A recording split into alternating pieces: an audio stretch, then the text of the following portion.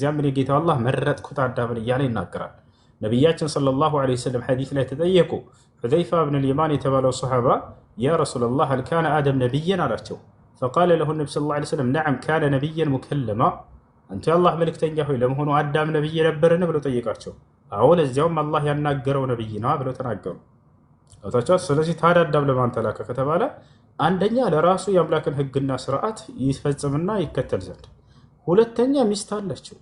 አምላክ ለአንድም ሰው ቢሆን ነቢይ ሊልክ ይችላል። አያችሁ አይደለ?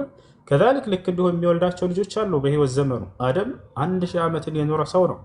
በዚያን ጊዜ በርካታ ልጆችን ወልዷል። እነዚያ ልጆችን ማን ነው የአምላክን ሕግና ስርዓት የሚያስተምራቸው ከተባለ ያ አደም ዓለይሂ ሰላም ራሱ። አያችሁ። ከዚያ በኋላ ነቢያቶችን አላህ በየጊዜው ልኳል። አላህ ከላካቸው ነቢያቶች ለምሳሌ ሄኖክ ወይም ኢድሪስ፣ ልክ እንዲሁ ኖህ ዓለይሂ ሰላም፣ ከዛልክ እነ አብርሃም፣ እነ ኢስሐቅ፣ እነ ያዕቁብ፣ እነ ዮሴፍ፣ እነ ሙሴ፣ እነ ዮናስ፣ እነ ኤልያስ፣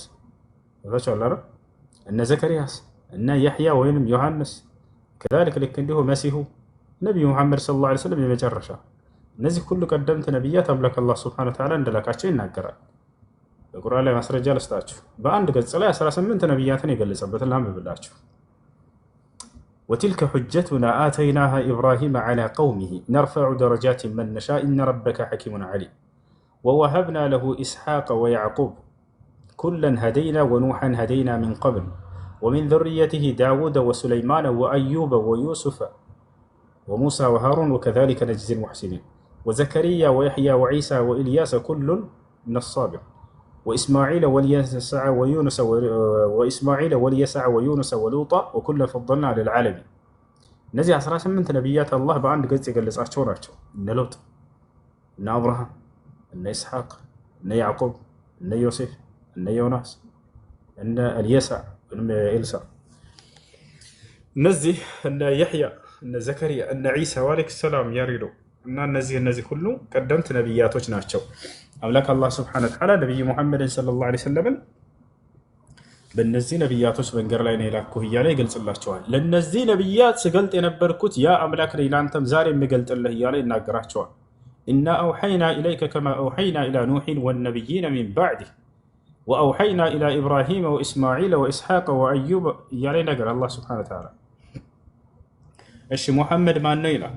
ሙሐመድ ማለት የመጨረሻው ዘመን ነብይ ናቸው። መሲሁ ከእርሱ በኋላ የመጡት እርሳቸው ናቸው። ከመሲሁ ከዒሳ ዓለይሂ ሰላም በኋላ የተላኩት እርሳቸው ናቸው። አላህ በቁርአን ላይ ስለ ሙሐመድ ሲነግረን ምን ይላል? ሙሐመዱን ረሱሉላህ ይላል። ሙሐመድ የእኔ የአምላካቸው የአላህ መልእክተኛዬ ነው እያለ ይመሰክርላቸዋል።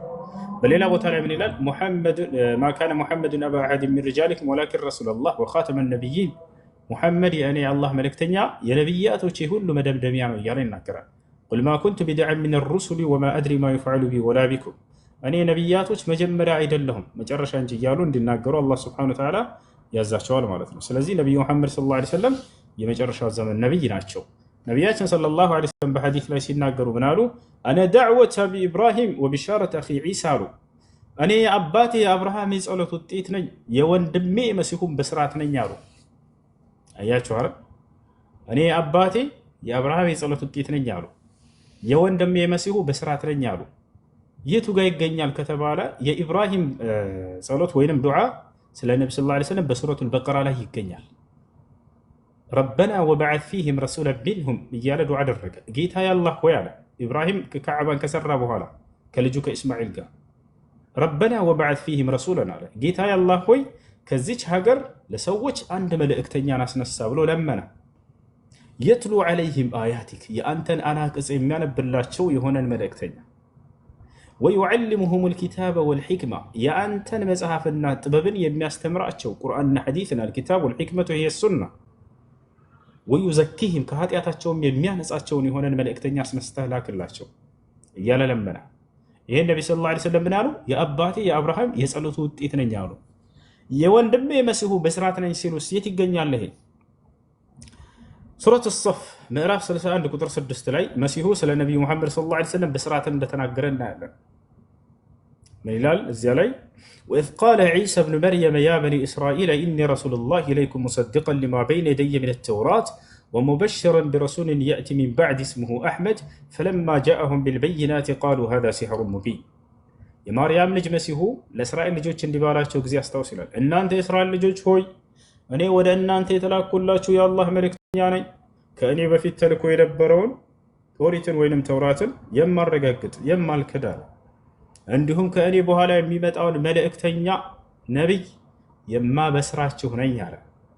ስሙም ሙሐመድ ወይንም አሕመድ የሚባለው አለ። ተመልከቱ። ነቢ ሰለላሁ ዐለይሂ ወሰለም ይሄን አስከትለው ምን አሉ? እኔ የወንድሜ መሲሁ ብስራት ነኝ አሉ። ነቢያችን ሰለላሁ ዐለይሂ ወሰለም ይህ ናቸው። ባጭሩ እርሳቸው ከነቢያቶች መካከል የመጨረሻው ነቢይ ናቸው። ያለፉትን የነቢያትን ትምህርት አንግበው በጫንቃቸው ላይ ከባድ መስዋዕትን ከፍለው ለዚህ ዓለም ያደረሱ ነቢይ ናቸው። ያንን የነቢያት ትምህርት ያስረሱትን በነቢያት ትምህርት ልውጫ የራሳቸውን ትምህርት ሲያስተምሩ የነበሩትን የአይሁድና የክርስቲያኖችን ስራ አፈራርሰውታል። ለዚያም ነው የሚጠሏቸው። አይሁድም የእኛ መንገድ ብቻ ነው የሚዳንበት ብሎ ሌላውን እንዳለ በስህተት ሲያስተምር ቆየ። ስህተት መንገድን ይዞ አይሁድ። ከዚያም በኋላ ከዚያ በኋላ ክርስቲያኖች መጡ።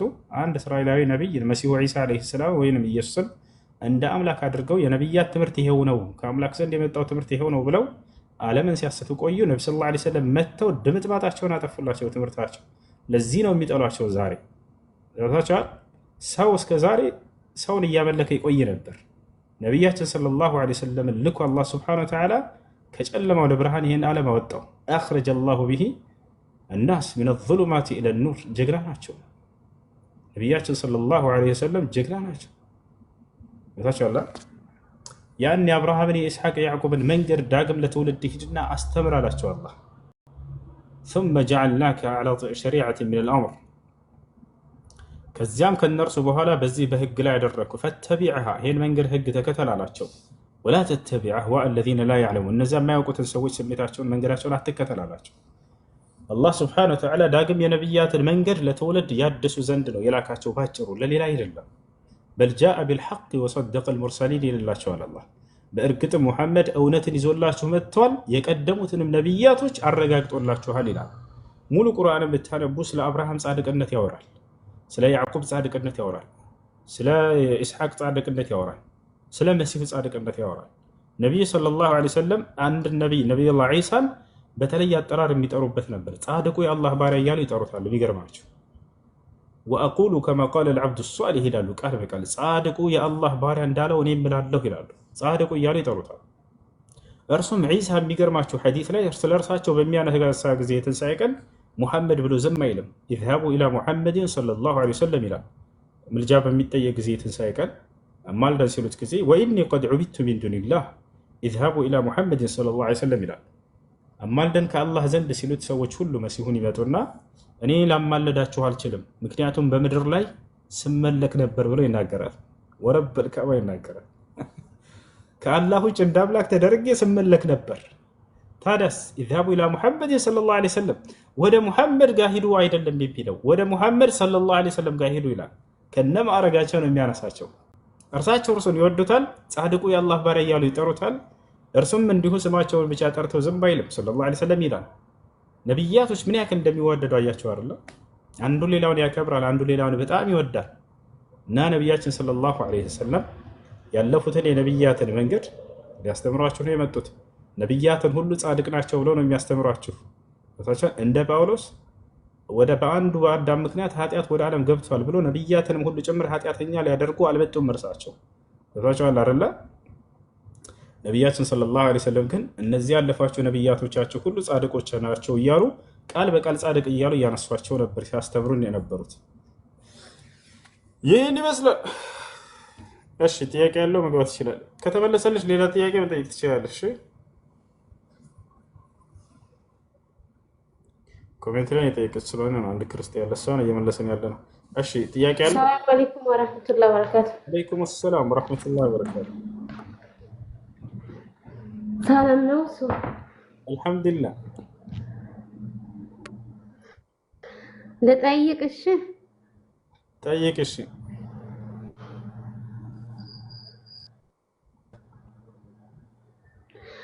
እሺ ጠይቁ። አንድ ጓደኛ ጠይቅልኝ ብላኝ ነው። እሷ ቲክቶክ ስለማትጠቀም ማለት ነው። ስለ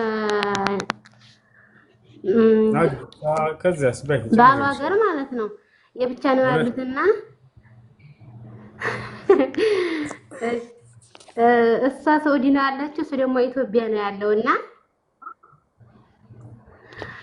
እና ያኔ በጣም በትንሽ በትልቁ በጣም አንግባባም ማለት በተጣላን ሰዓት በጣም ያናድደኛል እና እኔ ከጠይቀዋለሁ አለ በተጣላን ሰዓት እሱ ደግሞ እንትን አይለኝም ያኔ አልተረዳኝም ንዴትና የኔን እንትን እና አልፈታሽም ይለኛል ሁሉ ጊዜ በተጣላን ሰዓት ጠይቀዋለሁ ያኔ እና እንዴት ይታያል ይሄ በመጠየቄ ወንጀለኛ ሆናለሁ እንዴ?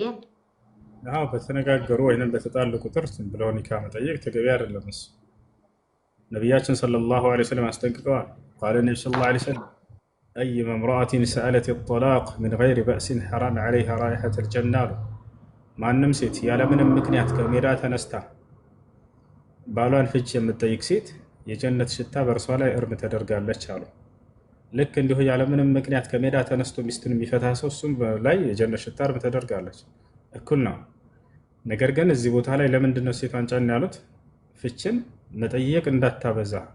ምክንያቱም ሴት ልጅ በባህሪዋ የሆነ ከተቆጣች ምን ካለች ቶሎ የመናደድ እንዲሁም ስትደሰት በትንሽ የመደሰት ባህሪ አላት።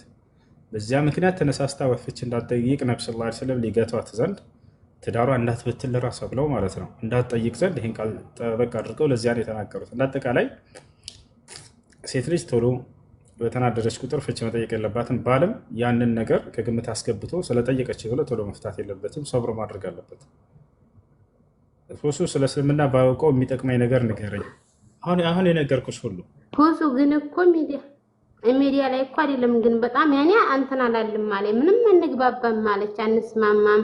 እሱም ደግሞ አታርግ ያልኩትን ተማረጋ አይመለስም። በጣም ያኔ እንተና አላልም ማለት በቃ ያኔ አልፈታኝም እንጂ አንግባባም ማለት።